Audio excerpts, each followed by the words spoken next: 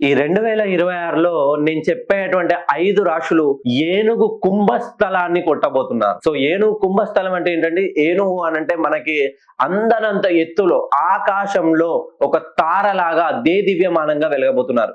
ఎవరైతే తులారాశిలో జన్మించారో, సింహరాశిలో జన్మించారో, వృషభ, కుంభ, మిథున రాశిలో జన్మించి ఈ 5 రాశుల వాళ్ళు 2026 వీళ్ళు ఏ పని ప్రారంభించినా ఖచ్చితంగా వీళ్ళకి కలిసి వస్తుందనే చెప్పాలి. వీళ్ళు విదేశాలకు వెళ్ళాలనుకున్నా, విదేశాల్లో ఉద్యోగం కోసం ఎదురు చూస్తున్నా, విదేశాల్లో వ్యాపారం ప్రారంభించాలన్నా, వివాహం చేసుకోవాలన్నా ఖచ్చితంగా వీళ్ళకి కలిసి వస్తుంది 2026. ఎందుకనంటే ఈ 5 రాశులకి ఈ డిసెంబర్ 5న గురుడు మళ్ళీ మిథునంలోకి వచ్చేస్తున్నాడు.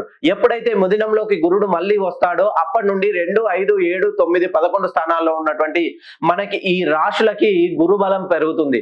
గురుబలం ఉంటే సాక్షాత్తు ప్రపంచాన్నైనా జయించేంత శక్తి మన వెనకాల ఉంటుంది. మీరు మహాభారతంలో అర్జునుడి ముందు కృష్ణుడు ఉంటాడు కాబట్టే 18 రోజుల యుద్ధం తర్వాత పాండవులకి పట్టాభిషేకం జరిగింది. ఎప్పుడైతే మన వెనకాల మన ముందు మంచి బలం ఉంటుందో, గురుబలం ఉంటే సాక్షాత్తు ముక్కోటి దేవతలు కలిసి గురుబలం పెంచితే మనం ఏ పని ప్రారంభించినా ఆ పనికి ఎప్పుడూ ఆటంకం ఉండదు. మీరు నూతనంగా వ్యాపారాలు ప్రారంభించాలంటే ఈ డిసెంబర్ 15 తర్వాత నేను చెప్పిన ఈ 5 రాశుల వాళ్ళు నూతనంగా వ్యాపారం ప్రారంభించండి. మీ వ్యాపారానికి తగ్గట్టుగా మీ డేట్ ఆఫ్ బర్త్ పంపిస్తే ఆ వ్యాపారానికి నేను సజెస్ట్ చేస్తాను. నేను ఇచ్చిన నేమ్ తో మీ వ్యాపారం అంచెలంచెలుగా ఎదుగుతుంది, ఎటువంటి డిస్టర్బెన్స్ లేకుండా.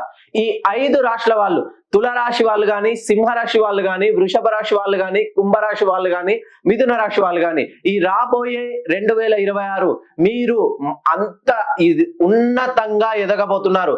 ఏను కుంభస్థలాన్ని కొట్టబోతున్నారు. ఇది 100% నిజం.